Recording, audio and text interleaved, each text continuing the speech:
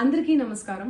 నిన్న ఏదైతే నా బర్త్డే పార్టీ జరిగిందో ఒక చిన్న ఇంట్లో పార్టీ లాగా ఒక ఫ్యామిలీ ఫంక్షన్ లాగా జరుపుకోవాలన్న ఒక ఉద్దేశంతో ఆ రిసార్ట్లో మా అమ్మా నాన్నల కోరిక మేరకు మా అమ్మా నాన్నలతో కలిసి మా ఫ్యామిలీ మెంబర్స్తో కలిసి నేను జరుపుకోవడం జరిగింది.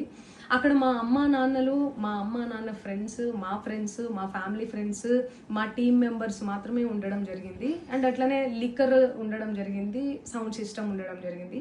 సో సౌండ్ సిస్టమ్కి లిక్కర్కి పర్మిషన్ తీసుకోవాలని చెప్పి నాకు అస్సలు అవగాహన లేదు, ఐడియా కూడా లేదు. అది అనుకోకుండా సడన్గా ప్లాన్ చేసుకొని వెళ్ళిపోవడం జరిగింది అక్కడ. సో అందుకు నాకు అవగాహన లేదు, లేకుంటే నేను డెఫినెట్లీ నేను తీసుకునేదాన్ని. నాకు అసలు గైడెన్సీయే లేదు. ఎవరైనా గైడ్ చేసినా కూడా నేను పర్మిషన్ తీసుకునేదాన్ని, లేకపోతే నేను ఎందుకు ఇలా తెలిసి చెయ్యను కదా. సో ఇదంతా ఇలా తెలిసి అయితే నేను తప్పు చేయలేదు, తెలియకుండా ఇది జరిగిపోయింది. అండ్ అక్కడ లోకల్ లిక్కర్ తప్ప అసలు వేరే ఏ ఇతర పదార్థాలు, మత్తు పదార్థాలు కానీ వాడడం అసలు జరగలేదు. అక్కడ దొరకలేదు కూడా, పోలీసులు సెర్చ్ చేసినా కూడా. అండ్ అక్కడ ఎవరికైతే పాజిటివ్ వచ్చింది అని చెప్పి పోలీసులు చెప్తున్నారో ఆయన ఎక్కడో ఒక చోట తీసుకున్నాడు, ఎప్పుడో తీసుకున్నాడు అని చెప్పి తేలిందని చెప్పి పోలీసులే చెప్పారు.